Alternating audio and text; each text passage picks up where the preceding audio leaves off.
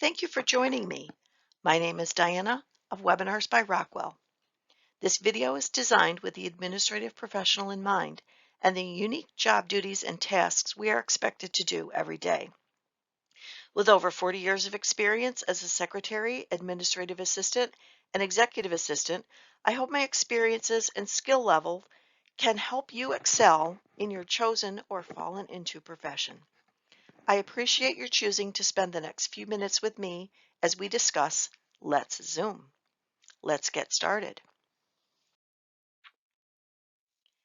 In this video, we will discuss the top 4 points to use Zoom effectively. What is Zoom? Why do I need it? What should I know? And let's wrap it up. The use of Zoom exploded during COVID-19 pandemic. Schools, churches, governments, and just about everyone was using Zoom. With their free user license, anyone could have and conduct meetings without expensive software or downloading a huge program to eat up your laptop memory. So what is Zoom? Zoom is a video conference tool whose use exploded during the pandemic in 2020 and 2021. All types of workplaces used Zoom, even schools and government meetings.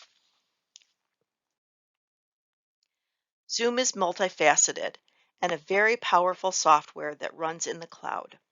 You can plan ahead and schedule meetings and invite others, or the meeting can be started on demand. You can add Zoom functionality to your Gmail or Outlook to assist you in scheduling meetings. Zoom offers free licenses with up to 40 minutes of broadcast time.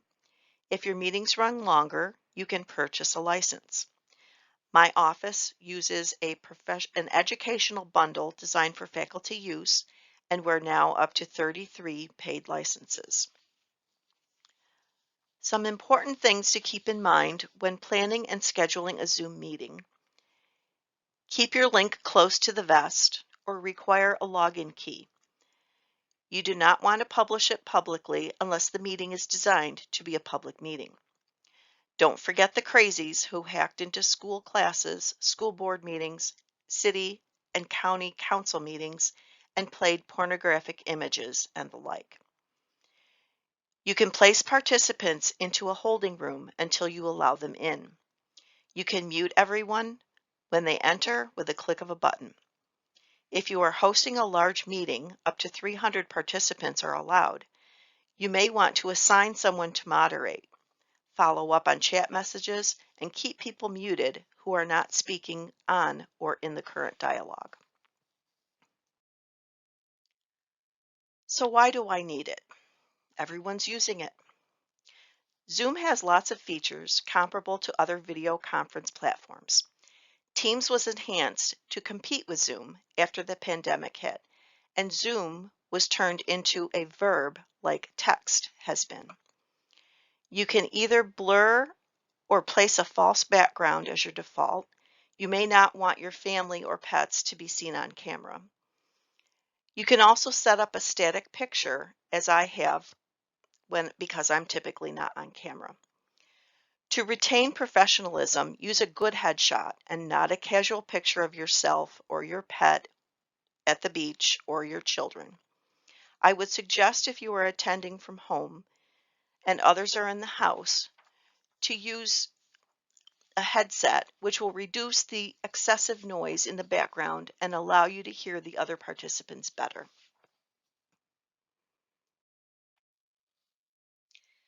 We see that the workforce manner of doing business is changing due to the pandemic. I would wager that most of the workers employed in the U.S. during 2020 and 2021 have attended at least one remote meeting. I go into depth on this subject in the video, How to Be Successful Working Remotely. Many of my meetings at work in any given day are either totally remote or a hybrid. I support 2 vice presidents. One supports hybrid meetings as routine, but the other despises them. She wants them either all remote or all in person. One of the best features on Zoom is the option of public chat or private chat. If you need to let the host know he has spinach in his teeth, you don't have to take the chance he may miss your message by sending a separate text, or you can send him a Zoom chat to just him that he will see by himself. What should I know? Tips and tricks. Certain rules of etiquette have cropped up over the last 2 years. If you record the meeting, always let participants know they are being recorded. Many board meetings or committee meetings, especially if they are long or government, can be recorded so note takers have the chance to run down the hall if necessary, or if they miss something, they can go back and listen to it again and get the verbiage correct. Put a process in place for deleting the recordings within a specific time frame. If it's only for the purpose of transcribing the meeting, there's no need to clog up your servers with old recordings. Some boards may speak freely, and some things are not meant for public consumption.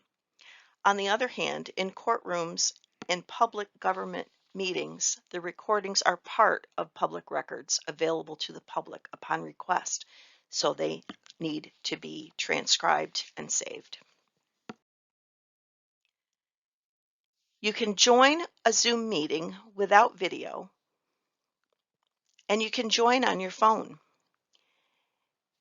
If you're traveling but need to be on a corporate-wide Zoom meeting when they announce a new contract or pay raise, you can listen on your cell phone while driving.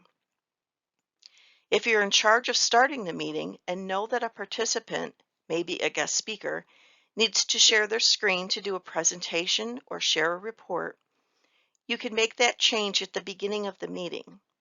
You can add co-hosts even if they do not have paid licenses once they have joined the meeting. The meeting recording will be in MP4 format. If you start the meeting early, know that after about 30 minutes of inactivity, it will shut down. As a record keeper, as admins often are, Zoom will keep track of participants and show how long they remained in the meeting. It is dependent on how they identify themselves upon entering, though. So if they are only on a cell phone and do not enter their name, all you will have to go by is that cell phone number.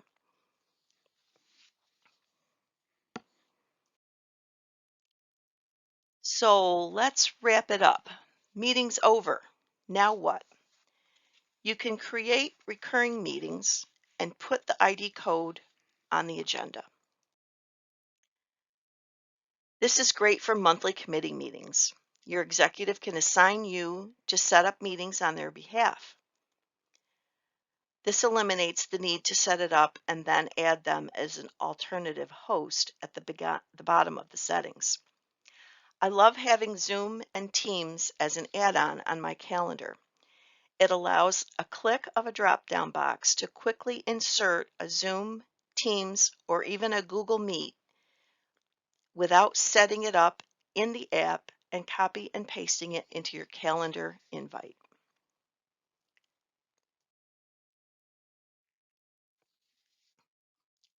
Zoom can be a very handy tool in your arsenal to be successful. The low cost coupled with the powerful features cements it as a go-to. With planning and following a few safety guidelines, you'll be the shining star in the office in no time.